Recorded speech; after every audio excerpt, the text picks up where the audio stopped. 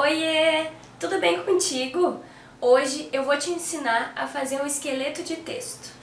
As dicas que eu vou te dar aqui podem ser usadas para qualquer concurso que tu for fazer, mas o exemplo que eu vou utilizar é uma prova que já foi do Enem, cujo tema era Alternativas para combater o desperdício de alimentos no Brasil.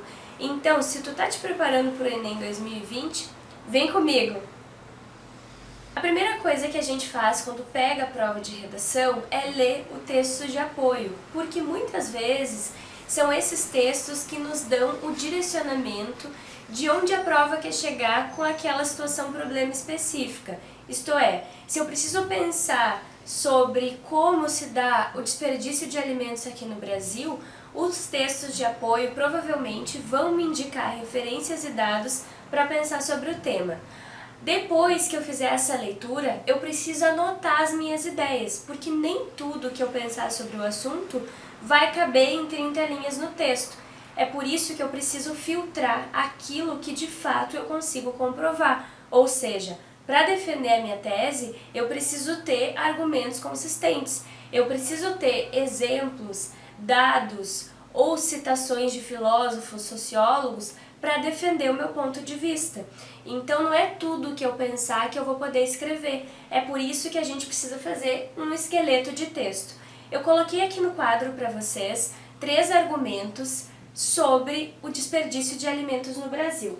Com base nesses 3 exemplos, a gente vai entender o que vai se transformar na minha redação e o que precisa sair fora, ou seja, está sobrando coisas que realmente não cabem nas 30 linhas que eu disponho para defender o meu ponto de vista. Vamos supor que nesse dia da prova vocês pensaram em 3 argumentos, ou seja, o desperdício de alimento pelos brasileiros, a educação alimentar e a responsabilidade social.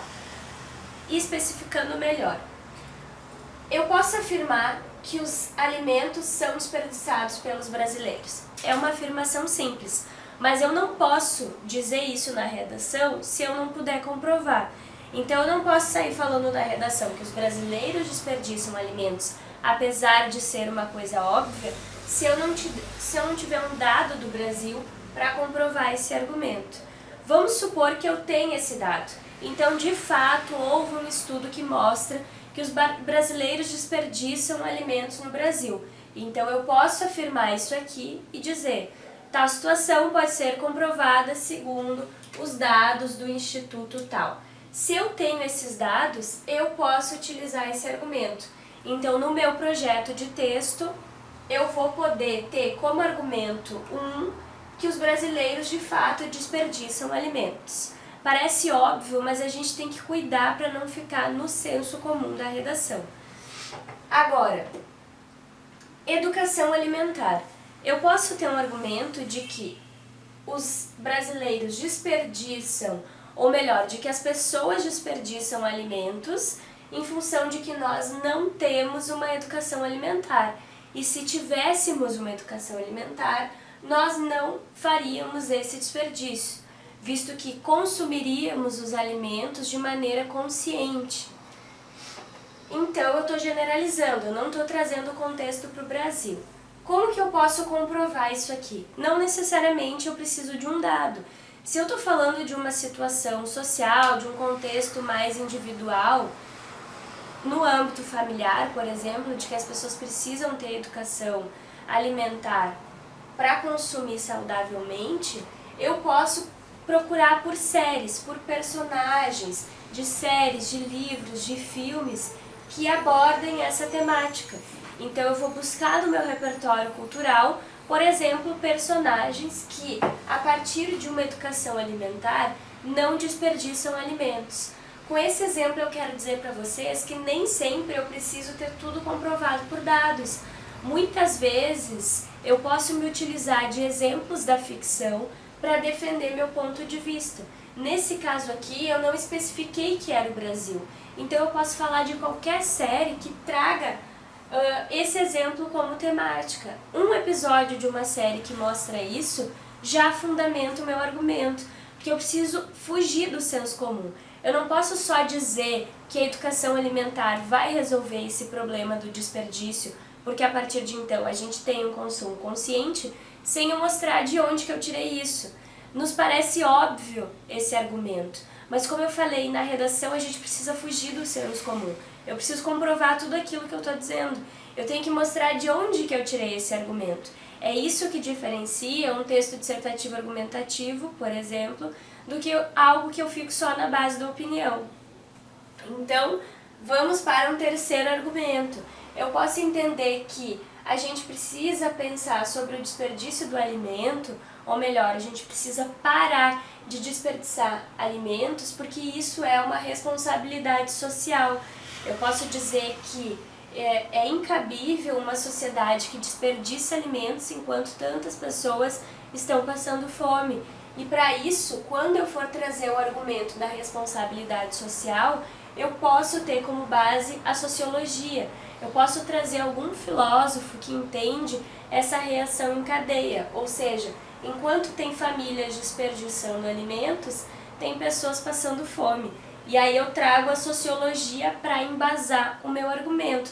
Obviamente, eu também posso agregar a essa discussão personagens ou séries, enfim, no geral, que mostrem a situação de que, por um lado, existem famílias passando fome, por outro, famílias desperdiçando alimentos.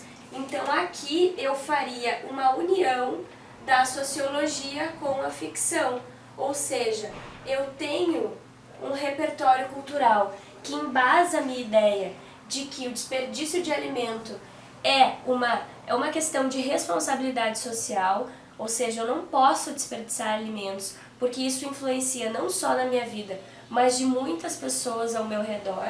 E para isso, para mostrar quem são essas pessoas, eu trago personagens da ficção. Eu trago narrativas de pessoas que estão nessa situação de vulnerabilidade e que seriam imediatamente afetadas pela minha irresponsabilidade de desperdício. Tudo isso aqui é somente o esqueleto do texto. São coisas que vocês podem ir pensando enquanto ainda nem escreveram. Por que é importante fazer isso aqui? Porque se eu não tenho, por exemplo, um dado, um personagem ou uma afirmação de um sociólogo, eu preciso tirar esse argumento. Vamos supor que vocês não tenham esse dado aqui sobre o Brasil. Lembrando que nessa filtragem eu posso selecionar 2 argumentos, porque daí eu tenho um argumento para discutir no D1 e um argumento para discutir no D2. No Enem, como a gente tem somente 30 linhas, é incabível colocar 3 argumentos, porque é muita coisa para ser dita de uma maneira consistente em apenas 30 linhas. Então vamos supor que vocês não tenham esses dados sobre o Brasil, que os dados que vocês tenham sobre o desperdício dos alimentos é um dado mundial, então eu não tenho como comprovar que no Brasil as pessoas desperdiçam alimentos. Eu só tenho dado de que no mundo as pessoas desperdiçam alimentos. Isso aqui não comprova a minha afirmativa. Pode ser que todas as pessoas do mundo desperdiçam, menos o Brasil. Então o que eu faço? Eu tiro do meu texto esse argumento, eu tiro do meu esqueleto. Esse argumento aqui eu não tenho como comprovar, então eu já corto. Se eu não tivesse mais 2 opções, eu poderia ficar pensando em mais um argumento que coubesse nesse meu dado aqui, tá? Mas aí nós ficamos com 2 argumentos. É por isso que antes de vocês pensarem na construção da escrita, vocês precisam colocar tudo isso aqui num esqueleto de texto. Organizar as ideias de vocês em forma de esquema, ou seja, eu tenho uma consistência para cada um dos meus argumentos. Então, de fato, a minha redação vai funcionar. De fato, ela vai ficar organizada e consistente. O esqueleto do texto, queridos, é basicamente isso. É um processo simples da produção textual, mas que deve ser feita sempre antes da escrita do texto. Quando eu monto esse esquema, eu já sei o que eu posso falar na minha redação. Vocês podem ver aqui que eu não falei de introdução, não falei de proposta de intervenção. No esqueleto do texto, o que eu estou ensinando agora para vocês é simplesmente pensar na consistência argumentativa. O esqueleto do texto também pressupõe montar a introdução, ou seja, qual repertório cultural eu vou lançar mão para apresentar o meu tema.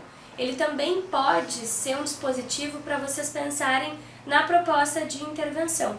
Mas todas essas coisas são assunto para um próximo vídeo, ok? Então, se vocês tiverem alguma dúvida, deixem aqui nos comentários para que eu possa receber e responder também para vocês. E espero que essas dicas ajudem-nos a produzir uma redação que fique mais organizada e consistente, tá bom?